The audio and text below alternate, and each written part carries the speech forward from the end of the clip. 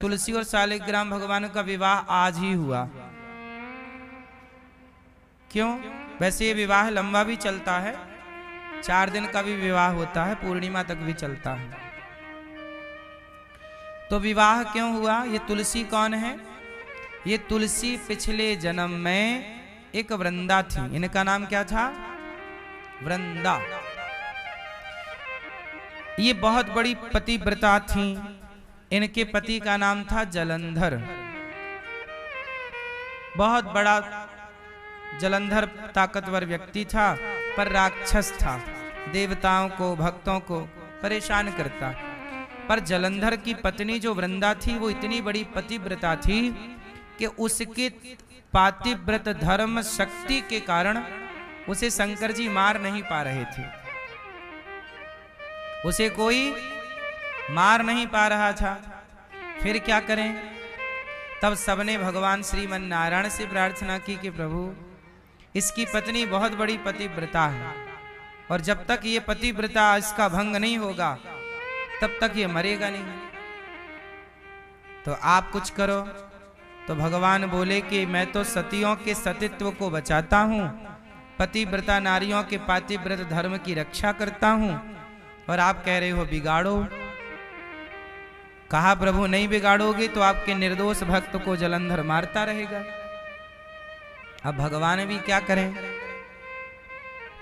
जलंधर राक्षस है, गलत काम कर रहा है, उसे मारना भी जरूरी है, पर उसकी पत्नी बड़ी पतिव्रता है,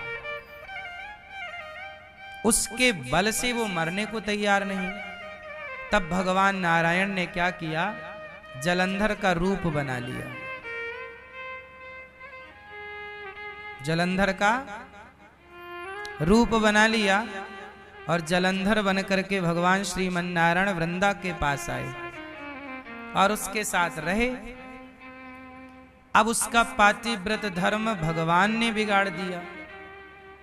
वो भगवान की ओर आकर्षित हो गई। अब उसका जो दीपक जल रहा था वो बुझ गया। यहां दिया बुझा, यहां इसका पातिव्रत धर्म बिगड़ा, वहां जलंधर की मृत्यु हो गई। अब वृंदा को पता लगा कि मेरे पति की मृत्यु हो गई और मेरे साथ जो मेरा पति बनके बैठा है, साथ है, वो भगवान विष्णु है। तो उसने कहा कि प्रभु, आपने तो मेरा सुहाग उजाड़ दिया। भगवान बोले कि तेरे सुहाग के कारण कितनों के सुहाग उजड़े, वो भी तो देख कि तेरे पति ने कितनों को मार डाला निर्दोष। उन सबको बचाने के लिए मुझे ये करना ही पड़ा। कहा कि जाओ, आपने मेरा पातिव्रत भंग किया है, मैं आपको शाप देती हूं। जाओ, आपके हृदय में करुणा नहीं है, आप पत्थर हो, पत्थर। जाओ, आप शिला हो जाओ, पत्थर हो जाओ। क्या हो जाओ? तो वृंदा ने दे दिया शाप। क्या बनने का? पत्थर होने का। अब भगवान बन गए शालिग्राम। तुलसी का शाप मिलाना तो वही क्या बन गए? क्या बन गए? शालिग्राम बन गए। अब तुलसी बोली कि मेरा पति तो मर गया, अब ये बताओ कि आप मेरे पति बन के आए थे, तो अब आप मेरे पति बनो। अब आप मेरे क्या बनो? आप मेरे पति बनो। तो भगवान बोले कि तुमने शाप दे दिया, मैं बन गया पत्थर। अब ऐसा करो वृंदा, तुम अगला जन्म लो और फिर तुम मेरी पत्नी बन करके आओ, हम तुम्हें स्वीकार करेंगे। तो वही वृंदा अगले तुलसी, वृंदा अगले जन्म में तुलसी बनी। तो तुलसी का एक नाम वृंदा भी है। इसका नाम वृंदावन इसलिए है कि जब वृंदा पहली बार तुलसी बनकर प्रकट हुई तो इस ब्रजमंडल में ही प्रकट हुई, इसलिए इसका नाम पड़ा वृंदावन। ये तुलसी का वन है। ये यहां तुलसी का क्या है? ये तुलसी का वन है, इसलिए नाम पड़ा वृंदावन।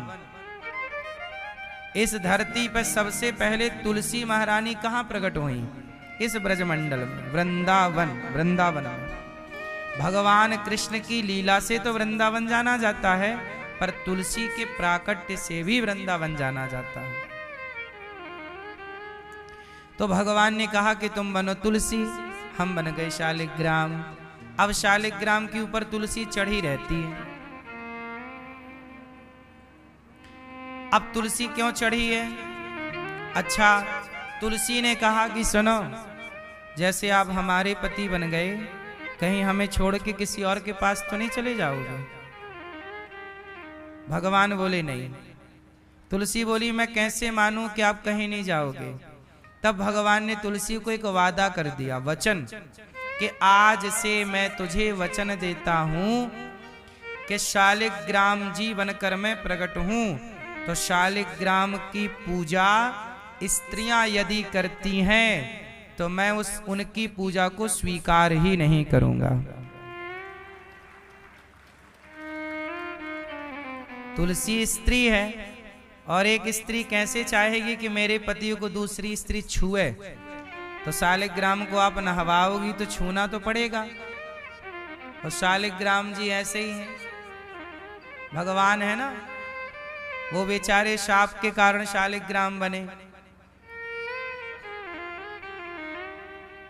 अब आप उन्हें छुओगी तो तुलसी गर्म हो जाएंगी, लो हमारे पति को छू रही है।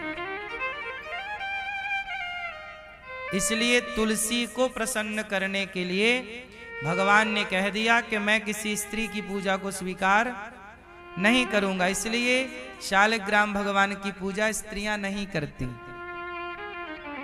इसलिए नहीं करती, ना करने का ये कारण है। इसलिए स्त्रियां गोपाल जी की पूजा करती हैं और पुरुष वर्ग को शालिग्राम भगवान की पूजा कर लेनी चाहिए।